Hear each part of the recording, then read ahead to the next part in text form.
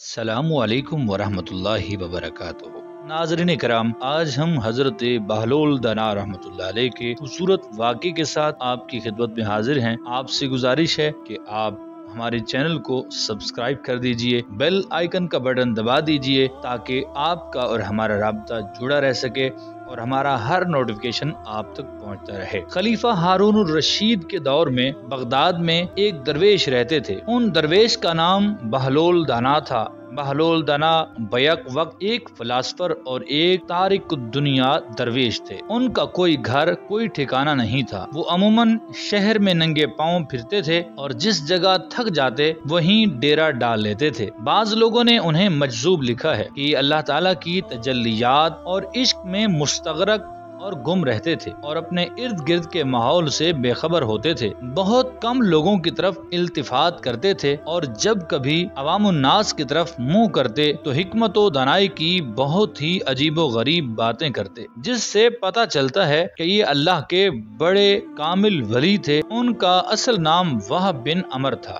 ایک دن بہلول دریا کے کنارے بیٹھے ساحل کی گیلی ریت کو اپنے سامنے جمع کر کے اس کی ڈھیریاں بنا رہے تھے اور ملکہ زبیدہ اپنے محل کے جھروکے سے بڑے انہماک سے ان کو یہ کام کرتے دیکھ رہی تھی۔ وہ مٹی کی ڈھیری بناتے اور پھر اپنے ہاتھ سے ہی اس کو مسمار کر دیتے۔ ملکہ جھروکے سے اتر کر اپنی سہیلیوں کے ہمراہ دریا کے کنارے آ گئی اور بہلول سے پوچھا، کیا کر رہے ہو بہلول؟ بہلول نے ادائے بے نیازی سے کہا، جنت کے محل بنا رہا ہوں۔ ملکہ نے سوال کیا، اگر کوئی تم سے یہ محل خریدنا چاہے تو کیا تم اس کو فروخت کرو گے؟ بہلول نے کہا، ہاں کیوں نہیں، میں بناتا بھی ہوں اور فروخت بھی کرتا ہوں، تو بتاؤ ایک محل کی قیمت کیا ہے؟ ملکہ کے سوال کرتے ہی بہلول نے بے ساختہ کہا، 3 درہم۔ ملکہ زبیدہ نے اسی وقت اپنی کنیزوں کو حکم دیا کہ بہلول کو 3 درہم ادا کر دیے جائیں اور ادا کر دیے گئے۔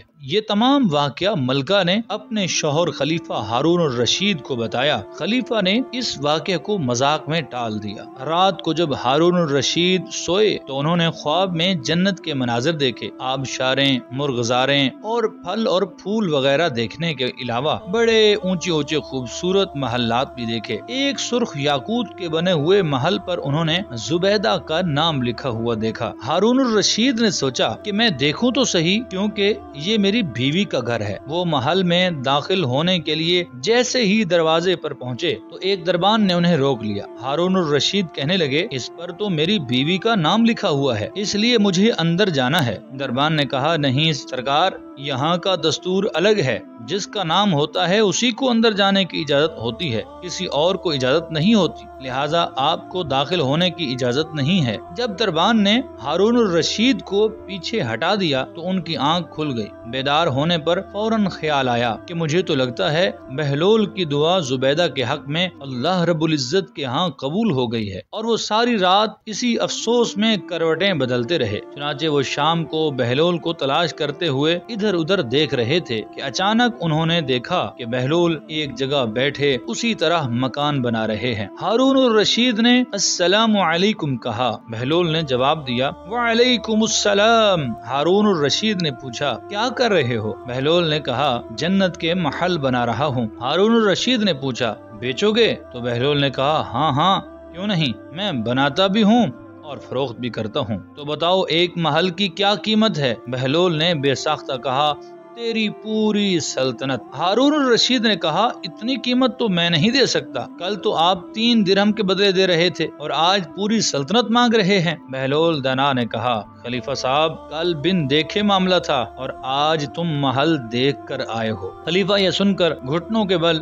بہلول دانا کے سامنے مایوس ہو کر بیٹھ گئے اور کہا، حضرت آپ مجھ سے میری ساری سلطنت لے لیں اور مجھے ایک محل دے دیں۔ جب بہلول دانا نے خلیفہ کی عاجزی دیکھی تو کہا کہ میں تمہاری اس سلطنت کا کیا کروں گا، اس دنیا کی محبت تو بہت سارے گناہوں کی جڑ ہے، جاؤ اپنی سلطنت اپنے پاس رکھو، اس محل کو بھی تمہارے لیے 3 درہم میں فروخت کرتا ہوں۔ ناظرین کرام، اس واقعے سے پتہ چلتا ہے کہ اللہ کے مقبول بندے، ان کی شان وراء الورا ہے، ان کی شان نرالی ہے۔ اللہ تعالی ہم سب کو فکر آخرت نصیب فرمائے اور اللہ تعالی ہم سب کو دنیا اور آخرت میں بھلائیاں نصیب فرمائے۔